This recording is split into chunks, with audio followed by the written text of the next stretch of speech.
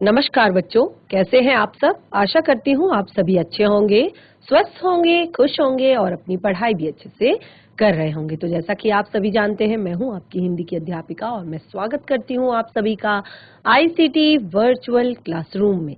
और आज हम यहाँ पर एकत्रित हुए हैं पढ़ने के लिए क्लास 10th की हिंदी।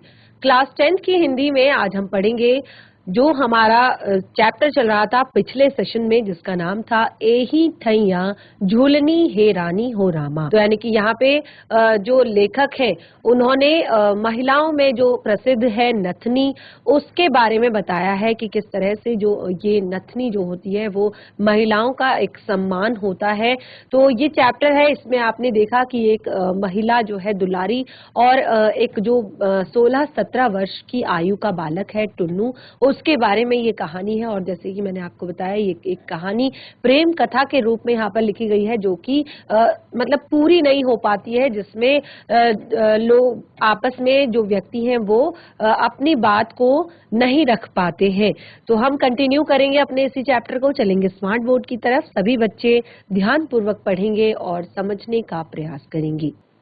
तो जिस तरह से आपने देखा कि पिछले सेशन में हमने यहाँ पर एक बहुत ही ज्यादा महत्वपूर्ण बात अपनी इस पार्ट में पढ़ी थी कि जो दुलारी है, दुलारी जो है, क्योंकि उस टाइम पे हमारे देश में एक तरह से जो अंग्रेज शासन है उनके खिलाफ एक विद्रोह उठा हुआ था। सभी लोग जो है अंग्रेजी सामानों का, विदेशी सामानों का, विदेशी चीजों से बनी वस्तुओं का बहिष्कार कर रहे थे। उनको एक तरह से त्याग रहे थे, छोड़ रहे थे। तो आप देख सकते हैं यहाँ पर एक बहुत ही ज्यादा महत्वपूर्ण बात आई थी कि जब दुलारी को वहां का जो सरदार है वो साड़ियां गिफ्ट करने के लिए आया था, साड़ियां देने के लिए आया था, तो दुलारी ने जब इस तरह की रैली उनके घर के पास से निकल रही थी, जिसमें कुछ क्रांतिकारी जो लोग हैं वो अंग्रेजी सामान के विरोध में उसका बहिष्कार करते हुए लोगों से उस सामान को फेंकने की अपील कर रहे थे, भारत माता की जय का नारा लगा रहे थे, भारत की जय जयकार कर रहे थे। तो उसी समय दुलारी ने भी अपने बॉक्स से, यानी कि अपना जो साड़ियों का बंडल उसे मिला हुआ था, क्योंकि वो साड़ियां खादी की नहीं थी, वो हमारे भारत के मीलों की नहीं बनी हुई थी, तो उसने भी उन साड़ियों का बहिष्कार किया। यानी कि ऐसी कोई चीज जो हमारे हित में ना हो, हम उसको कभी भी स्वीकार नहीं करेंगे, ये सोचकर उसने वो साड़ियां उसी समय, आप देख सकते हैं बिल्कुल कोरी नई साड़ियां जिनकी तह भी नहीं खुली हुई थी। अभी तक जो लोग वहां पर चीजें फेंक रहे थे वो ज्यादातर फटी पुरानी चीजें, फटे पुराने कपड़े थे, खराब चीजें थी पुरानी, जो कि यूज करके वो लोग फेंक रहे थे। लेकिन अभी दुलारी ने जो यहाँ पर चीजें फेंकी है वो बिल्कुल अनयूज्ड है, बिल्कुल भी उनकी तह भी नहीं खुली हुई है। तो इस तरह दुलारी के इस तरह के व्यवहार को देखकर हमें क्या स्पष्ट होता है कि जो फेकू सरदार था, अब उसकी चौड़ी और मतलब जो वो बहुत ज्यादा गुस्से में तमतमा गया था, और उधर क्रोध से दुलारी के नथुने भी फूले हुए थे और अधर जो है वो फड़क रहे थे, आंखों से ज्वाला सी निकल रही थी। अब फेकू के गली से निकलते ही उसने दरवाजा बंद कर लिया, यानी कि उसने उसको अपने घर से भी निकाल दिया और दरवाजा बंद कर लिया। अब जो फेकू है उसने देखा, उसकी जब वो बाहर निकला, आपने देखा होगा कि उसी रैली के पीछे एक रिपोर्टर चल रहा था, जो रिपोर्टर पुलिस का रिपोर्टर था, और उसने फेकू सरदार को देख लिया था उसके घर पर, दुलारी के घर पर। तो वो फेकू सरदार से की पुलिस रिपोर्टर की आंखें चार हुई, यानी कि आपस में उन दोनों ने एक दूसरे को देखा। तो इसके बावजूद लाचार सा होकर फेकू उसकी ओर बढ़ा और इधर धीरे धीरे दुलारी अपने आंगन में लौटी। आंगन में खड़ी उसकी संगिनियां और पड़ोसियां उसकी ओर कौतूहल की दृष्टि से देख रही थी। यानी कि जब वो आंगन में निकली तो जो पड़ोसी थे वो कौतूहल की दृष्टि से देख रहे थे, पर दुलारी ने उनकी ओर आंख तक नहीं उठाई। सीढ़ी चढ़कर उपेक्षा से झाड़ू अपनी कोठरी के द्वार पर फेंकती हुई वह अपनी कोठरी में जा घुसी और चूल्हे पर बटलोही में दाल चूर रही थी। उसने पैर उसने पैर की एक ठोकर से बटलोही उलट दी, यानी कि सारी जो उसका गुस्सा था कि सारी चीजें उसके साथ ही क्यों हो रही है, तो उसने क्या किया कि पैर की एक ठोकर से अपनी बटलोही को उलट दिया और सारी दाल चूल्हे में जाकर गिर गई और आग बुझ गई। परंतु दुलारी के दिल की आग अभी भी भट्टी की तरह जल रही थी। पड़ोसिनों ने उसकी कोठरी में आकर वह आग बुझाने के लिए मीठे वचनों की जलधारा गिराना प्रारंभ किया। फलस्वरूप वह ठंडी भी होने लगी। अब उसकी पड़ोसने आई उसको थोड़ी देर एक तरह से समझाने के लिए, बुझाने के लिए, तो उसकी पड़ोसने उसके पास आई और फलस्वरूप यानी कि बातचीत के दौरान, क्योंकि जैसे कि मैंने बताया कि दुख जो है वो बांटने से कम होता है, तो पड़ोसने उसके साथ बातें कर रही थी और फलस्वरूप उसका जो दुख है वो थोड़ा सा कम हुआ। दुलारी बोली, तुम ही लोग बताओ, कभी टुन्नू को यहाँ आते देखा है? यह लोग आधी गंगा में खड़े होकर कह सकते हैं कि टुन्नू यहाँ कभी नहीं आता।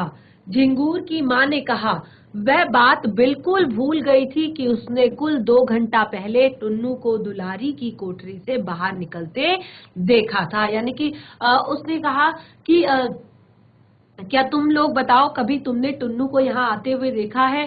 तो जो उसकी पड़ोसने थी अब उससे बात करते हुए बिल्कुल इस तरह का व्यवहार कर रही थी जैसे वो बिल्कुल भूल गई हो कि अभी 2 घंटे पहले ही सुबह के टाइम टुन्नू को दुलारी की कोठरी से निकलते देखा था।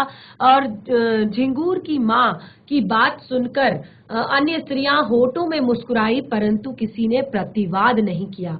दुलारी पुनः शांत हो चली। इतने में कंधे पर जाल डाले 9 वर्षीय बालक झिंगूर ने आंगन में प्रवेश किया और उसने आते ही समाचार सुनाया कि टुन्नू महाराज को गोरे सिपाहियों ने मार डाला और लाश भी उठा ले गए हैं। अब जो 9 वर्षीय बालक है झिंगूर, वो उसी समय वहां पर पहुंचा और उसने कहा कि जो टुन्नू महाराज है उसको सिपाहियों ने उठा लिया है और उसको मार डाला है और लाश को भी उठाकर ले गए हैं।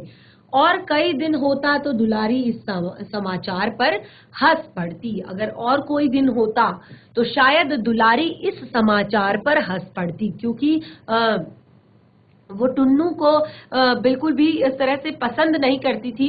टुन्नू को 2-4 गालियां सुनाती, परंतु आज यह संवाद सुनकर वह स्तब्ध हो गई। यानी कि आज जो है उसके मन में आज पहली बार ऐसा हुआ था कि टुन्नू की करुणा भरी आंखें देखकर, दुख भरी वो आंखें देखकर उसका मन भी पिघल गया था। तो आज पहली बार ये सिचुएशन उसके साथ हुई थी, ऐसा कुछ उसके मन में आया था। तो अगर पहले की बात होती, किसी और दिन में ये बात हुई होती, तो शायद वो इस समाचार पर हंस पड़ती और टुन्नू को उल्टा 2-4 गालियां देती। और लेकिन आज बिल्कुल उल्टा हुआ कि वह इस संवाद को सुनकर बिल्कुल स्तब्ध हो गई, यानी कि एक जगह पर वो रुक गई। उसने यह भी न पूछा कि घटना कहाँ और किस तरह हुई। कभी किसी बात पर न पसीजने वाला उसका यह हृदय कातर हो उठा। अब अक्सर जो वो इस तरह की महिला थी कि बहुत कठोर हृदय वाली महिला थी, यानी कि बहुत जल्दी वो पिघलती नहीं थी। क्यों नहीं पिघलती थी? क्योंकि उसने बहुत सारे दुख अपने जीवन में देख लिए थे, बहुत सारे ऐसी परिस्थितियां उसके जीवन में आई थी कि जिससे वो एक मजबूत महिला बन गई थी, जिससे वो इस तरह की महिला बन गई थी कि छोटी मोटी बातों का उस पर कोई भी असर नहीं होता था। लेकिन आज कभी किसी बात पर न पसीजने वाला उसका जो ये हृदय था वो कातर हो गया था, यानी कि दुख से भर गया था और सदैव मरुभूमि की तरह दुख धू धू करके जलने वाली उसकी आंखों में मेघमाला घिर आई। यानी कि सदैव मरुभूमि की तरह, यानी कि जिस तरह से मरुभूमि पर, मरुस्थल पर जिस तरह से हमेशा आग धधकती रहती है, उस तरह की जो वो आंखें उसकी थी, आज उसमें मेघमाला यानी कि मेघों की मेघमाला यानी कि आंसुओं की झड़ी आ गई थी। एक तरह से आंसू टपकना उसकी आंखों से शुरू हो गए थे। अब उसने पड़ोसियों को उसी की निगाह से अपने आंसुओं को छिपाने के कोई प्रयत्न नहीं किया। अब उसने मतलब अपनी अभी तक जो वो अपनी एक इमेज लोगों के सामने बनाकर रखती थी कि उसको किसी से कोई फर्क नहीं पड़ता, किसी से भी वो मतलब बहुत ज्यादा जुड़ी हुई नहीं है, कनेक्टेड नहीं है, तो अभी तक वो अपनी पड़ोसनों से इस बात को छुपाती थी, इस बात से वो बचती थी। लेकिन आज उसने इस तरह का कोई भी प्रयत्न नहीं किया है। और पड़ोसने भी कर्कश दुलारी यानी कि जो अभी तक केवल कठोर भाषा में ही सबसे बात किया करती थी, आज वह उस कर्कश दुलारी के हृदय की यह कोमलता को देखकर कि किसी के बारे में इस तरह की बात सुनकर वो रो देगी, ऐसी कोमलता देखकर उन्हें दुलारी के इस आचरण पर बार विनीता सुलभ अभिनय मात्र समझा। तो उन्हें लगा कि ये केवल एक्टिंग कर रही है, क्योंकि उन्होंने सोचा कि ऐसा तो बिल्कुल हो ही नहीं सकता। एक कठोर हृदय वाली, एक कर्कश जो महिला है, आज वो किसी और व्यक्ति के प्रति अपने हृदय में इतनी कोमलता कैसे भर सकती है, कैसे वो उसके लिए आंसू बहा सकती है किसी और के लिए। तो अब बिट्टो ने दिल लगी भी की, यानी कि बिट्टो ने उसको छेड़ा भी इस तरह से।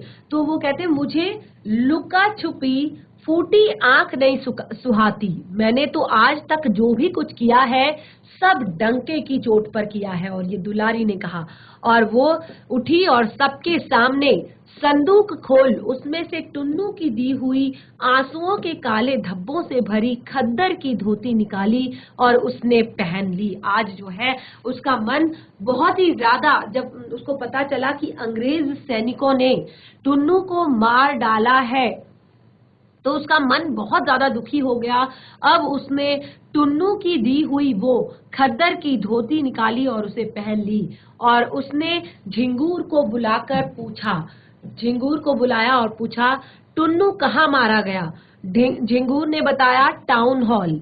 और जब वह टाउन हॉल जाने के लिए घर से बाहर निकली तो दरवाजे पर ही थाने के मुंशी के साथ फेकू सरदार ने आकर कहा कि दुलारी को थाने जाना होगा, आज अमन सभा द्वारा आयोजित सभा में उसे गाना पड़ेगा। तो जैसे ही वो टुन्नू की मृत्यु वाले उस स्थान पर जा रही थी, टुन्नू की मृत्यु जहां पर हुई थी उस स्थान पर वो जा रही थी, वहां जाकर वो अपना दुख व्यक्त करना चाहती थी, वो थोड़ा सा रोना चाहती थी, अपने आप को हल्का करना चाहती थी, लेकिन वो जा नहीं पाई। क्योंकि जैसे ही वो अपने दरवाजे के बाहर निकली, जैसे ही वो दरवाजे से बाहर निकली तो वहां पर थाने के मुंशी के साथ साथ जो फेकू सरदार था वो आकर खड़ा था और उसने दुलारी को उसने कहा कि आपको थाने जाना होगा।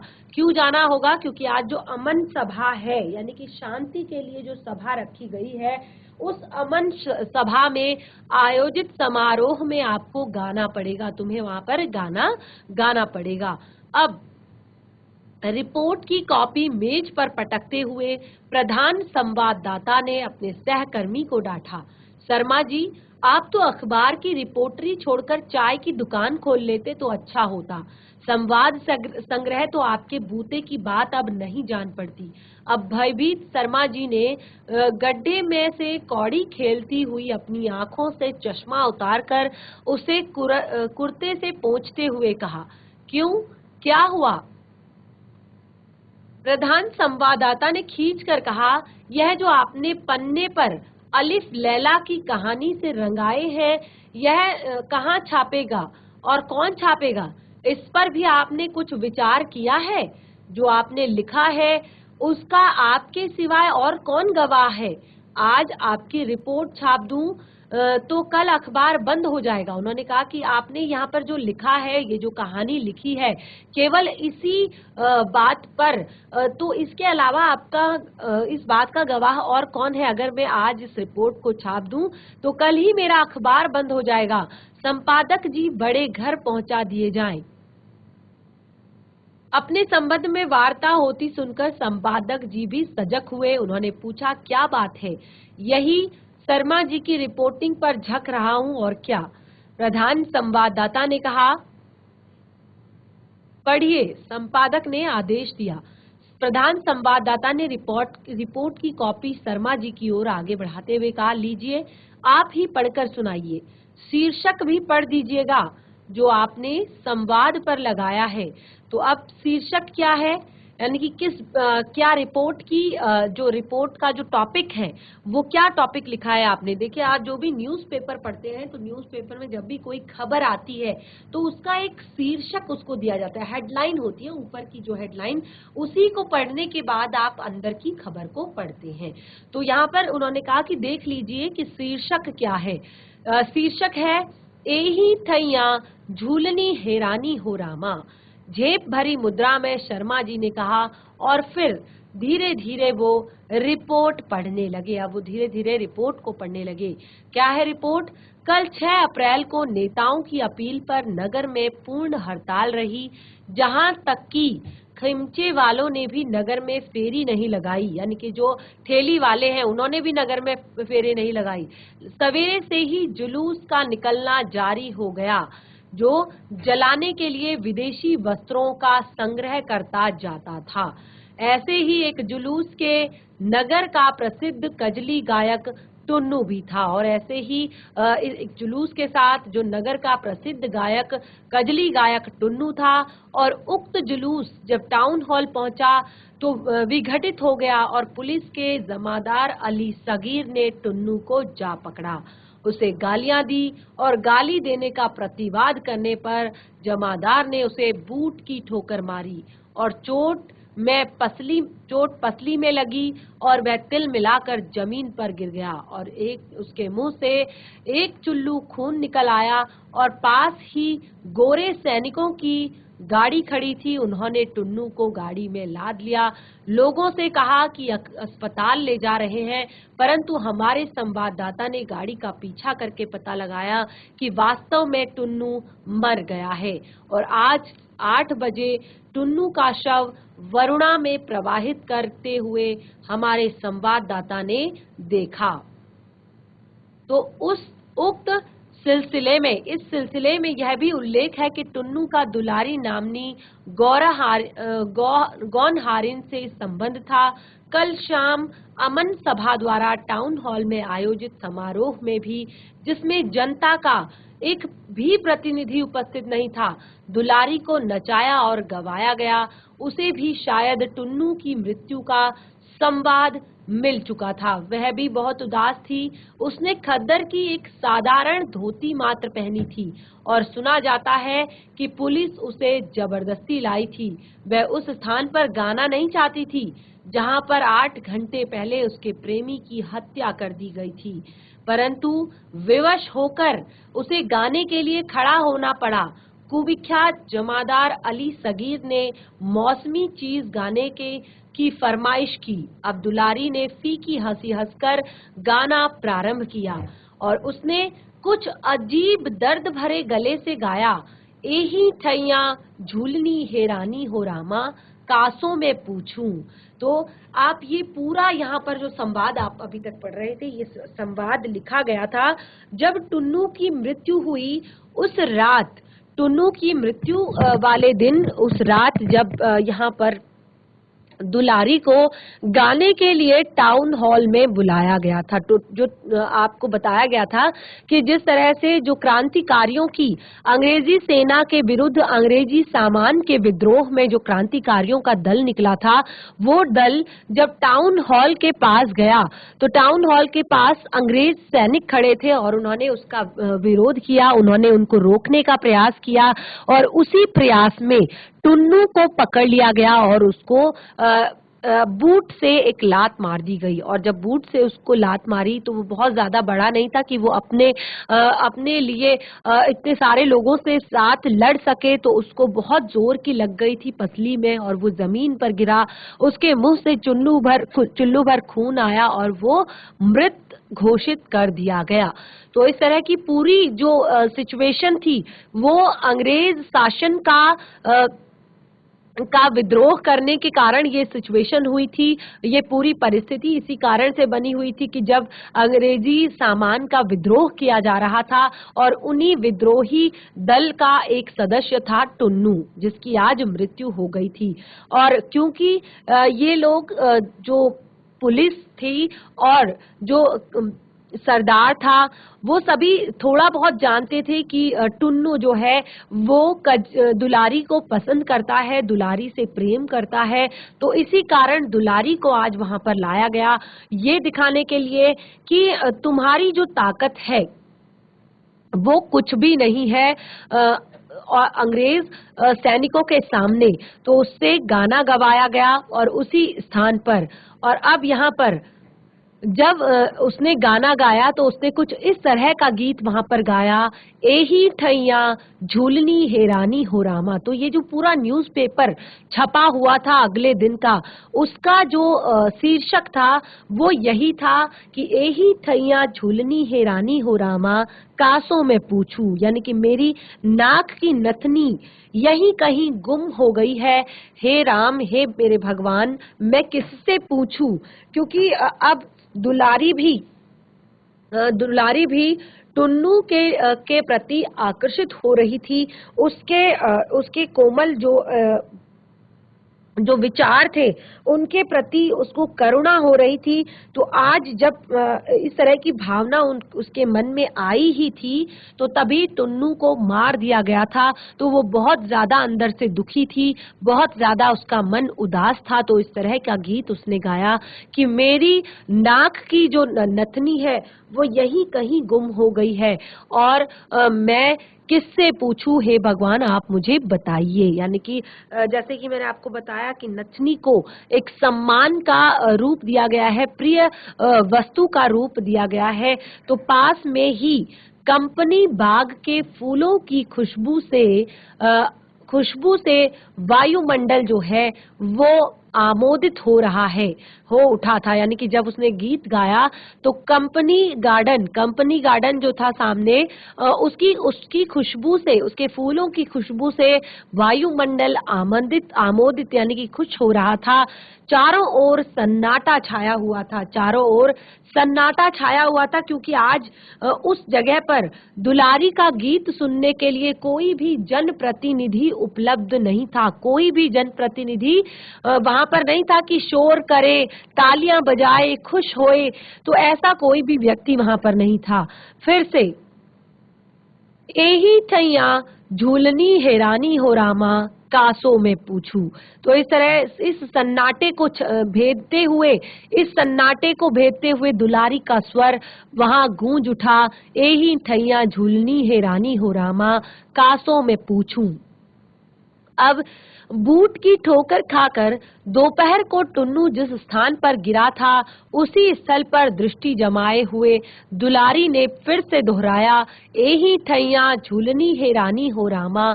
और फिर चारों ओर उद्भ्रांत यानी कि भ्रमित चित्त, हैरान होकर दृष्टि घुमाते हुए उसने गाया, कासों में पूछूं। क्योंकि वो बहुत ही अच्छी नृत्यिका थी, बहुत ही अच्छी गायक थी। तो उसके जो अपने मन के जो भाव है वो गीत के रूप में उमड़ रहे थे और वो अपने अनुभवों को भी अपने फेस पर लोगों के सामने रख सकती थी। तो इस तरह से उधर उसके अधर प्रांत पर स्मित की एक क्षीण रेखा सी खिंची। उसने गीत का दूसरा चरण गाना शुरू किया। सास से पूछूं, ननदिया से पूछूं, देवर से पूछत लजानी हो रामा, देवर से पूछत लजानी हो रामा। कहते कहते वह बिजली की तरह घूमी और बिजली की तरह एकदम से घूमी और जमादार अली सगीर की ओर देख उसने लजाने का अभिनय किया। उसकी आंखों से आंसू की बूंदें छहर उठी और यूं कहिए कि वे पानी की कुछ बूंदें भी जो वरुणा में टुन्नू की लाश फेंकने से छिटकी थी। तो अब क्योंकि दुलारी को बिल्कुल उसी जगह पर गाना पड़ा था और उसी दिन गाना पड़ा था, तो ये उसके लिए बहुत ही करुणा की बात थी, बहुत ही दुख की बात थी। तो अब उसकी आंखों से कुछ इस तरह से आंसू गिरने लगे, कुछ इस तरह से आंसू गिरे मानो जब टुन्नू की लाश को वरुणा में फेंका होगा तो उससे पानी के जो बूंदे हैं वो छिटकी होंगी। अब वो बूंदे दुलारी की आंखों में प्रकट हुई और वैसा रूप पहले कभी नहीं दिखाई पड़ा, और दुलारी का जो वैसा रूप था वो पहले कभी नहीं दिखाई पड़ा। आंधी में भी नहीं, समुद्र में भी नहीं, मृत्यु की गंभीर आविर्भाव में भी नहीं। सत्य है परंतु छप नहीं सकता, संपादक ने कहा। जब संपादक ने इस पूरी कहानी को पढ़ा तो उसने कहा कि सत्य है लेकिन ये जो है ये छप नहीं सकता। तो यहाँ पर देखिए, जब ये जो पूरा एक चैप्टर है आप देख सकते हैं, टुन्नू या फिर कहे तो दुलारी। तो जब हमारे देश में आजादी की लड़ाई चल रही थी, आजादी के लिए हमारा देश लड़ रहा था, तो इसमें देखिए दुलारी जैसे कि कुछ लोगों को समाज में उपेक्षित माना जाता है, यानी कि नाचने गाने वाले लोगों को समाज में उपेक्षित माना जाता है, उन्हें उतना ज्यादा सम्मान नहीं दिया जाता है। लेकिन उपेक्षित माने जाने वाले इस वर्ग का भी योगदान कम नहीं था हमारे देश को आजाद कराने में। जिस तरह की आप दुलारी की मानसिकता देख रहे थे चैप्टर को पढ़ने में, कि उसने जो सरदार था फेकू सरदार, उसकी दी हुई साड़ियां कभी भी स्वीकार नहीं की, क्योंकि वो साड़ियां हमारे देश की नहीं बनी हुई थी, हमारे देश की वस्तुओं से नहीं बनी हुई थी, तो उसने उन्हें स्वीकार नहीं किया। और दूसरा कि उसने पूरी तरह से जो टुन्नू था वो भी 16-17 वर्ष की आयु का लड़का था, फिर भी वो देश के प्रति जो एक विद्रोह हो रहा था, किसी भी किसी भी क्रांति हो रही थी, कोई सी भी क्रांति जो हो रही थी उसके प्रति वो हमेशा लोगों के साथ खड़ा था। तो देखिए चैप्टर हमारा कंप्लीट हो चुका है। पाठ से दिए गए यहाँ पर काफी प्रश्न दिए गए हैं पाठ से। तो अगर आपने चैप्टर नहीं पढ़ पाए हैं, आप पिछले सेशन में आप क्लास नहीं अटेंड कर पाए हैं, चैप्टर को नहीं आपको समझ में आया है, तो अगर आप ये 9 से 10 आपके जो प्रश्न दिए गए हैं सबको अगर आप करते हैं, पढ़ते हैं, तो आपको चैप्टर बिल्कुल क्लियर हो जाएगा। तो सबसे पहला प्रश्न है आपका यहाँ पर कि हमारी आजादी की लड़ाई में समाज के उपेक्षित माने जाने वाले वर्ग का योगदान भी कम नहीं रहा है। तो इस कहानी में ऐसे लोगों के योगदान को लेखक ने किस प्रकार उभारा है। आपने देखा कि इस कहानी में हमने कहा कि जो उपेक्षित वर्ग है उसका भी काफी योगदान रहा है। तो लेखक ने इस उपेक्षित वर्ग के योगदान को किस तरह से उकारा है, किस तरह से उकेरा है, ये आपने यहाँ पर देखना है। तो देखिए पहला प्रश्न है ये हमारा, तो हम इसको बताने की कोशिश करेंगे। देखिए क्या होता है कि इस कहानी में लेखक ने टुन्नू और दुलारी जैसे पात्रों के माध्यम से उस वर्ग को उभारने की कोशिश की है जिनको समाज में दीन समझा जाता है, जिनको समाज में उपेक्षित रूप से देखा जाता है। क्योंकि टुन्नू और दुलारी ऐसे ही लोग हैं जो गाने वाले लोग हैं, जो नाचने वाले लोग हैं, उनको समाज में ऐसी हेय दृष्टि से देखा जाता है।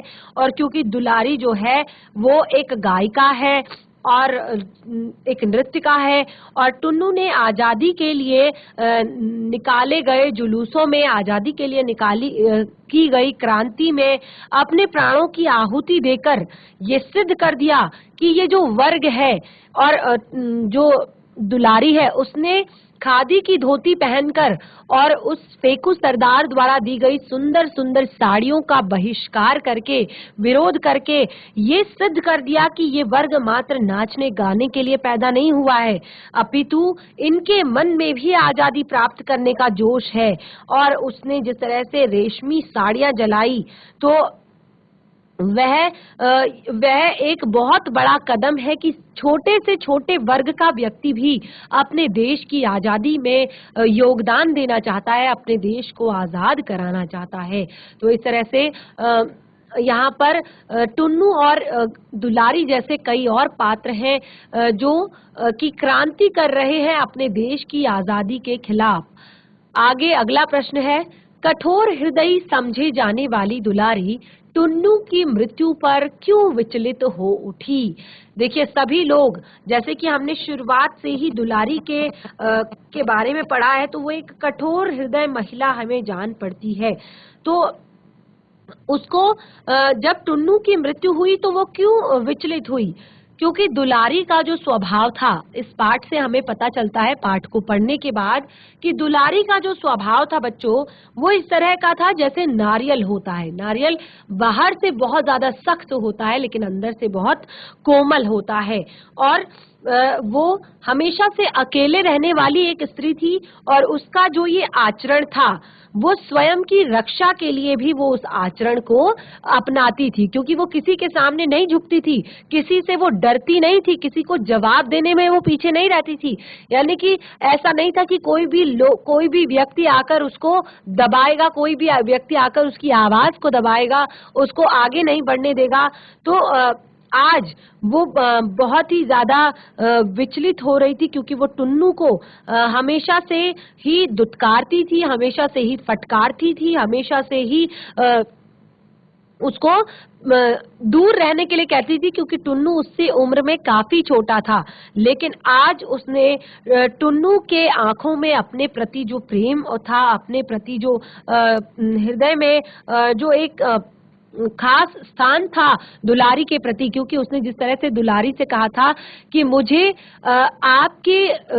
आपके किसी भी चीज में, आपकी किसी भी बात पर कोई भी लालच नहीं है, मैं केवल आपको देखना चाहता हूँ, आपको महसूस करना चाहता हूँ। तो उसने कहा कि जब टुन्नू की मृत्यु का समाचार उसने पाया, देखिए आज उसकी आंखों में उसे करुणा दिखी, दुख दिखा, दया दिखी। तो आज जब टुन्नू की मृत्यु का समाचार उसे मिला तो उसका हृदय दर्द से फट पड़ा और उसके आंखों से आंसुओं की धारा बह निकली। उसका कभी न पसीजने वाला हृदय आज चित्कार रहा था और उसकी मृत्यु ने टुन्नू के प्रति जो उसका प्रेम था उसको सबके समक्ष रख दिया था, और जिससे कि उसने टुन्नू के द्वारा दी गई वो खादी की धोती भी पहन ली थी।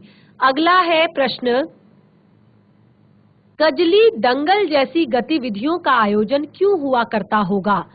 कुछ और परंपरागत लोक आयोजनों का उल्लेख कीजिए।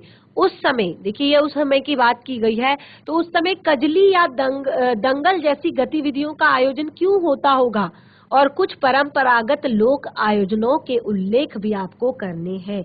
तो देखिए क्या था कि उस समय पर ये कजली और जो दंगल है या और भी जो मनोरंजक लोक गायन होते हैं, लोक आयोजन होते हैं, उनका आयोजन इसलिए होता होगा क्योंकि उस समय मनोरंजन के साधन बहुत ज्यादा नहीं हुआ करते थे। जैसे कि आज तो किसी को भी कोई भी जरूरत नहीं होती, इतना टीवी आपका चलता है, इतना इंटरनेट आपका चलता है, सोशल मीडिया है, म्यूजिक सिस्टम है, सब कुछ है आजकल यहाँ पर अपने आप का मनोरंजन करने का साधन। लेकिन उस समय पर ऐसा कोई साधन नहीं हुआ करता था।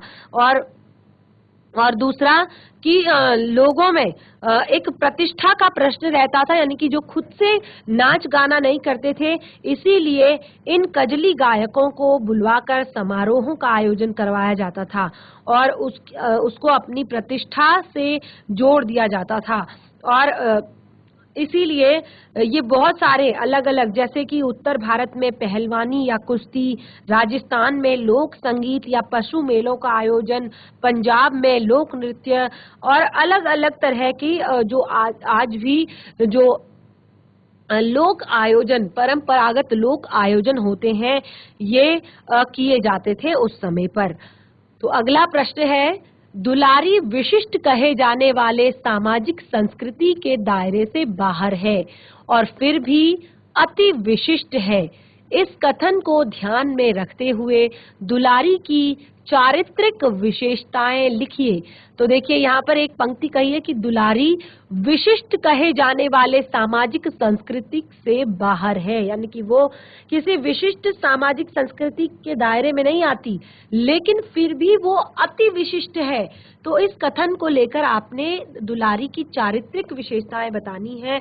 तो देखिए, दुलारी बेशक समाज की सांस्कृतिक और सामाजिक दायरे से बाहर है, लेकिन प्रतिष्ठित समाज के जो लोग हैं वो इन प्रतिभावान व्यक्तियों को इनकी कला का उचित सम्मान नहीं देते हैं, लेकिन अपने व्यक्तित्व से, अपने व्यवहार से, अपने व्यक्तित्व से, अपनी कला से इन्होंने अपना एक अलग ही नाम, अपना एक अलग ही सम्मान बनाया हुआ है सभी लोगों में, जो कि अति विशिष्ट है। और यही दुलारी की यही विशिष्टता उसे सबसे अलग बनाती है, जैसे कि वो एक प्रभावशाली गायिका है, यानी कि उसका जो गायन है वो बहुत ही ज्यादा इफेक्टिव है, बहुत ही ज्यादा प्रभावशाली है, और वो देश के प्रति समर्पित है। दूसरा, उसके अंदर देश प्रेम की भावना भी है। तीसरा, वो निडर स्त्री है, यानी कि वो किसी से नहीं डरती, वो किसी के सामने नहीं झुकती। चौथा, वो एक स्वाभिमानी स्त्री है, यानी कि जब वो अपने सम्मान का समझौता करने के लिए बिल्कुल भी तैयार नहीं है, उसे अकेला रहकर सम्मान से सिर उठाकर जीना उसको बहुत ज्यादा पसंद है, और उसने अपने आप की रक्षा हेतु स्वयं को निडर बनाया हुआ है, और वो अंग्रेज विरोधी समारोह में भाग लेती है और उस तरह के गीतों का गायन करती है, उस तरह के लोगों का वो विरोध करती है। और सबसे मेन बात यहाँ पर उसको एक समर्पित प्रेमिका भी बताया गया है, क्योंकि जब भी टुन्नू ने अपने प्रेम को उसके सामने व्यक्त करने की कोशिश की तो उसने कभी भी अपने प्रेम को व्यक्त नहीं किया, परंतु जब उसकी मृत्यु हो गई तो उसके दुख में उसने अपने आंसुओं को, दुख के दबे हुए प्रेम को अपने आंसुओं के रूप में प्रवाहित कर दिया। तो इस तरह से दुलारी की बहुत सारी चारित्रिक विशेषताएं आपको इस पाठ में मिलेंगी। अगला है, दुलारी और टुन्नू का पहली बार परिचय कहाँ और किस रूप में हुआ था। तो बहुत ही ज्यादा क्लियर है, बहुत ही ज्यादा इजी है कि जब वो कजली गायन की प्रतियोगिता में गए थे, वहां पर टुन्नू और दुलारी की जो पहली मुलाकात हुई थी। तो ये आप पाठ से लिख सकते हैं। अगला है, दुलारी का टुन्नू को ये कहना कहाँ तक उचित था, तय सरब उला बोल जिंदगी में कब देखल लोट, यानी कि दुलारी के सापेक्ष में आज के युवा वर्ग के लिए क्या संदेश छिपा हुआ है। देखिए, यहाँ पर बताया गया है कि जो दुलारी है उसने उन लोगों पर आपेक्ष किया है जो असल जिंदगी में कुछ और करते नहीं है, मात्र दूसरों की नकल पर ही आश्रित होते हैं। जैसे कि दुलारी कहती है, टुन्नू को शुरुआत में कहती थी कि केवल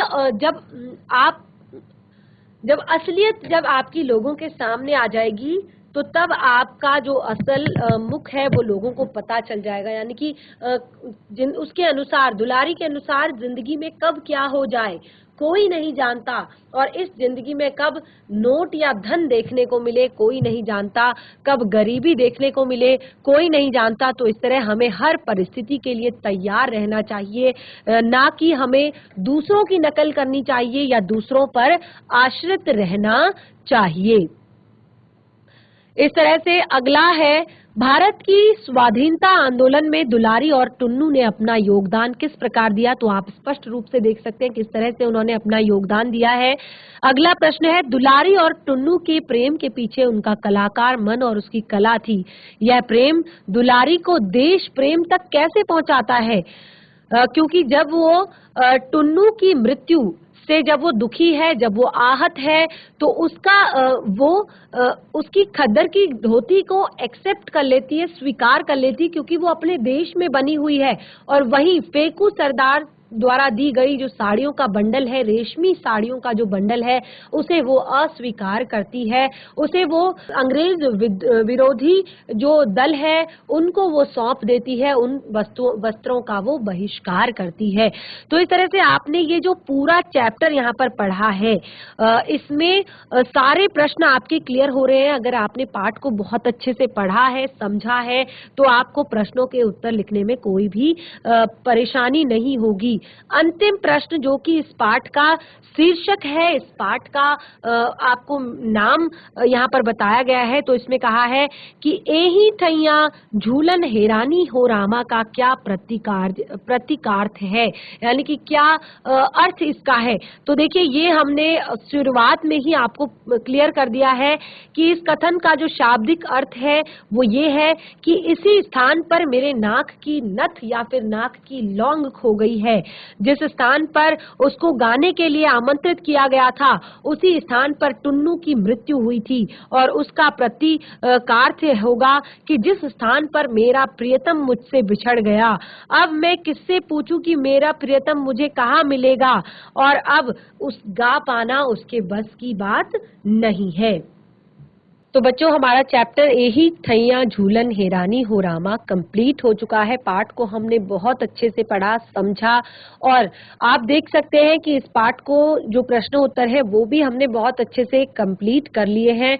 और आपको आपकी किसी भी पाठ्य पुस्तिका में, देखिए परीक्षाएं आपकी नजदीक हैं, एग्जाम आने वाले हैं, तैयारी आप सभी की चल रही है, सभी सब्जेक्ट्स की तैयारी आप कर रहे हैं, तो साथ के साथ हिंदी की भी आप तैयारी कीजिए, जोर शोर से कीजिए।